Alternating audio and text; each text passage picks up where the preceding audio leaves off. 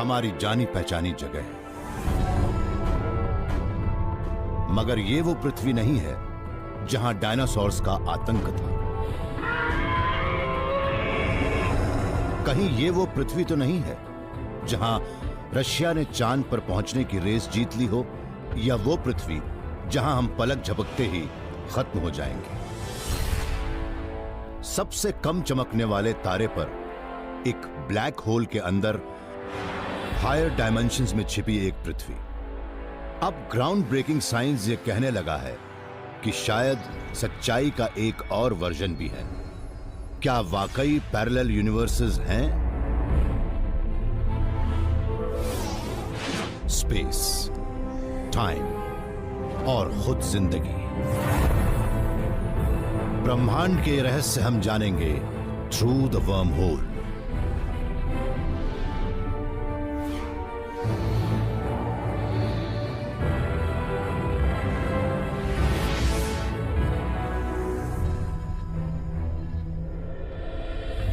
क्या आपके कई और रूप हैं?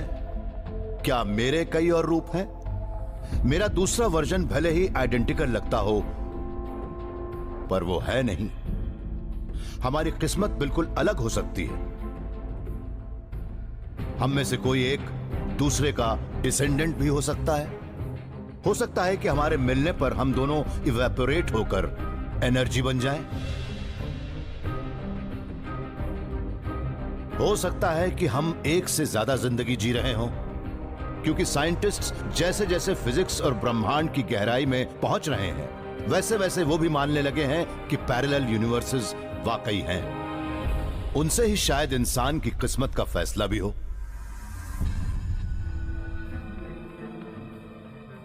जब मैं ग्रेड स्कूल में था, तब इस लड़की का दीवाना था। वो मेरे दिमाग से निकलती ही नहीं थी, मगर मैं ये सब बड़े मजाकिया अंदाज में जताता था। मेरा मन हमेशा यही कहता था कि काश मैं बिल्कुल अलग होता, कॉन्फिडेंस और चार्म से भरा हुआ। मैं चाहता था कि मैं उस मॉर्गन को ढूंढ निकालूं, वो चाहे जहां भी हो। MIT के कॉस्मोलॉजिस्ट मैक्स टेगमार्क मानते हैं कि मेरा या हम सब का वो दूसरा वर्जन वाकई है। उनका कहना है कि हमारे वो रूप उस ब्रह्मांड के पार रहते हैं जिसे हम जानते हैं। ब्रह्मांड किस चीज से बना है, इससे जुड़ी हमारी सबसे अहम थियरी तो यही कहती है कि वो सिर्फ बड़ा ही नहीं है बल्कि इन्फिनिट है और लगातार हर दिशा में बढ़ता ही जा रहा है। मैक्स मानते हैं कि ये बात स्टैटिस्टिक्स की है, मगर इनफाइनाइट ब्रह्मांड में भी अजीबोगरीब घटनाएं हो सकती हैं। अब मान लीजिए कि मैं यहाँ 3 पत्थर लेता हूँ, इनसे एक पैटर्न बन रहा है ऑरेंज, व्हाइट और ब्लैक पत्थरों का। ये देखिए, ओह, यहाँ भी ऑरेंज, व्हाइट और ब्लैक पत्थर हैं। अगर मैं यहाँ एक ज्यादा बड़ा पैटर्न लूँ तो मुझे वैसा दूसरा पैटर्न ढूंढने में ज्यादा परेशानी होगी, मगर ये रिपीट हो रहा है। पृथ्वी भी पत्थरों का बहुत बड़ा ढेर है, जैसे हमारा शरीर एटम्स का एक विशाल ढेर है। वो एटम्स जिस तरह से स्पेस में अरेंज्ड हैं, उससे ही तय होता है कि हम कौन और क्या है। पैटर्न जितना बड़ा होगा, उसके लिए हमें उतनी ही ज्यादा दूर जाकर रिपीट ढूंढना पड़ेगा। जब मैं ये कहता हूँ कि एटम्स के पैटर्न्स रिपीट होते हैं, तो मेरा मतलब है हर पैटर्न से। उनमें एटम्स का वो पैटर्न भी शामिल है जिससे मैं बना, मैक्स टेगमार्क। अगर मैं ढूंढता हुआ दूर जाता हूँ तो मुझे मेरी कॉपी मिल जाएगी, जो सिर्फ देखने में मेरी जैसी नहीं होगी बल्कि वो मेरी तरह फील भी करेगी। मैक्स ने अंदाजा लगाया कि कितने लाइट ईयर्स दूर जाने के बाद उन्हें एटम्स का वो पैटर्न मिलेगा जिससे वो बने हैं। उन लाइट ईयर्स की गिनती बहुत बड़ी है। मैंने देखा कि उस नंबर तक पहुंचने के लिए मुझे करोड़ों करोड़ जीरोस लगाने पड़ते हैं। ये नंबर यकीनन काफी बड़ा है, मगर अपने स्पेस के साइज को देखते हुए तो यही लगता है कि बात हमारे घर के पिछवाड़े की है। लेकिन कोई एक्सप्लोरर अपने कॉस्मिक क्लोन से मिलने के लिए इतने लंबे सफर पर जाने की हिम्मत एक ही शर्त पर दिखा सकता है। 1920 के दशक में एस्ट्रोनॉमर एडविन हबल ने देखा कि हमारा ब्रह्मांड एक जगह पर स्थिर नहीं है। वो जिस ओर भी देखते, यही लगता कि ब्रह्मांड हमसे दूर बढ़ता जा रहा है। वो जितना भी दूर देखते, उन गैलेक्सीज के बढ़ने की स्पीड उतनी ही तेज नजर आती। हबल ने कहा कि ऐसा तभी हो सकता है जब पूरा ब्रह्मांड फैल रहा हो। अगर हम मान लें कि कंक्रीट का ये स्लैब एक दूर दराज की गैलेक्सी है और स्थिर है, तो मैं इसे मैसेज भेज सकता हूँ। मैं लाइट की स्पीड से इंटरगैलेक्टिक ईमेल्स भेज सकता हूँ, और अगर हम इंतजार करें तो वो वहां पहुंच भी जाएंगी। क्योंकि ब्रह्मांड लगातार बढ़ता जा रहा है, इसलिए इसे और रियलिस्टिक बनाने के लिए हमें इसे चलाना पड़ेगा। ये दूर दराज की गैलेक्सी असल में मुझसे दूर जा रही है।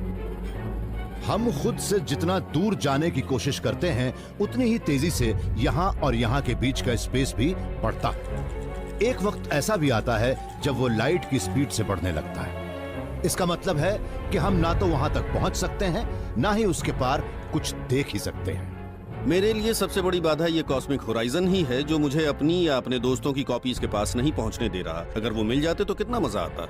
मगर एक जगह है जहां हम पैरेलल वर्ल्ड्स को देख सकते हैं, अपने ब्रह्मांड की गहराई में नहीं, बल्कि माइक्रो कॉस्मॉस में, अपनी नाक के नीचे, जहां कुछ भी ठोस नहीं है। फ्रैंक टिपलर क्वांटम मैकेनिक्स के अनोखे नियमों की स्टडी कर रहे हैं। इन नियमों से ही वो सब एटॉमिक पार्टिकल्स चलते हैं जिनसे हम बने हैं। Thank you Adam. हर सच्चाई को क्वांटम मैकेनिक्स ने डिस्क्राइब किया है, और क्वांटम मैकेनिक्स का सेंट्रल इक्वेशन है श्रोडिंगर इक्वेशन। अर्विन श्रोडिंगर ने जब अपने नाम का इक्वेशन बनाया, तब उन्होंने वो सच्चाई बताई जो हम जानते हैं। उन्होंने साबित किया कि सब एटॉमिक पार्टिकल्स एक ही वक्त पर कई जगहों पर हो सकते हैं। यह भी कहा कि एक ही वक्त पर एक ही जगह पर एक से ज्यादा पार्टिकल भी होते हैं। यह सब एटॉमिक वर्ल्ड उस वक्त तक प्रोबेबिलिटीज की धुंध में छिपा रहता है, जब तक कोई उसे उस वक्त नहीं देखता जब प्रोबेबिलिटीज सच्चाई से मिल जाती है। फ्रैंक मानते हैं कि यह क्वांटम फजीनेस सिर्फ माइक्रोस्कोपिक डोमेन में ही नहीं है, बल्कि इसी तरह से हर चीज काम करती है। लोग कहते हैं कि ब्रह्मांड के बारे में क्वांटम मैकेनिक्स जो भी कहता है वो कोरी बकवास है, मगर जो श्रोडिंगर इक्वेशन को देखता है वो यही मानता है कि ये तो हर चीज पर लागू होता है, सिर्फ एटम्स पर ही नहीं, बल्कि इमारतों पर, उनमें लगे कांच पर, और पूरे ब्रह्मांड पर भी। अगर फ्रैंक की बात सही है, तो हर चीज उस वक्त स्किज़ोफ्रेनिक होती है जब उन्हें कोई नहीं देख रहा होता। वो अपने कई रूप में लगातार शिफ्ट होती रहती है। स्टील के इस ढक्कन के नीचे हर वो डिश है जो फ्रैंक मंगवा सकते हैं, मगर ढक्कन हटाने के बाद फ्रैंक जब उसे देखते हैं, तब ही पता लगता है कि सच असल में क्या है। क्या बात है, ऑयस्टर्स। मगर सिर्फ यही डिश क्यों, कोई और क्यों नहीं? ज्यादातर साइंटिस्ट्स मानते हैं कि फ्रैंक के ऑब्जर्वेशन की वजह से नेचर को अचानक ही एक फैसला लेना पड़ा। पलक झपकते ही हर पॉसिबल रियलिटी बदल गई। मगर फ्रैंक मानते हैं कि उनका यह अंदाजा सही नहीं है। वो इस नतीजे पर पहुंचे कि जब हम कोई मेजरमेंट लेते हैं, उस वक्त कई ऐसे पॉसिबल यूनिवर्सेस भी होते हैं जो एक असली ब्रह्मांड में चले आते हैं। मगर ये बात क्वांटम मैकेनिक्स के मैथमेटिक्स के लिहाज से सही नहीं है। फ्रैंक मानते हैं कि हर मुमकिन नतीजा अपने पैरेलल यूनिवर्स में एक सच्चाई बन जाता है। इस ब्रह्मांड में तो फ्रैंक ऑयस्टर्स खा रहे हैं, मगर किसी और में ये कबाब खा रहे होंगे, तो किसी तीसरे में श्रिम्प जम्बालाया। हम ये बात तो शुरू से जानते थे कि असल में कई ब्रह्मांड हैं, मगर फिजिसिस्ट्स अपने ही इक्वेशंस पर यकीन नहीं करते हैं। अगर फ्रैंक की बात सही है, तो आप जिस स्पेस में रहते हैं, वहां आपकी आइडेंटिकल कॉपीज का एक इनफाइनाइट समंदर होगा। अगर आपके साथ कुछ होता है, तो उसका ठीक उल्टा आपके उन छिपे हुए ट्विन्स में से किसी एक के साथ हो सकता है।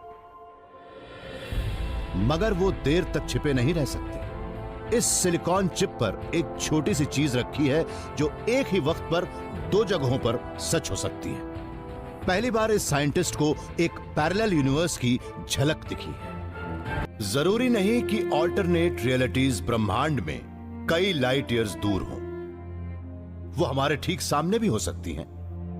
अगर क्वांटम मैकेनिक्स के अनोखे नियम सही हैं, तो मैं भी काउंटलेस ऑल्टर ईगोस का एक कलेक्शन हूं, और वो लगातार स्ट्रगल कर रहे हैं।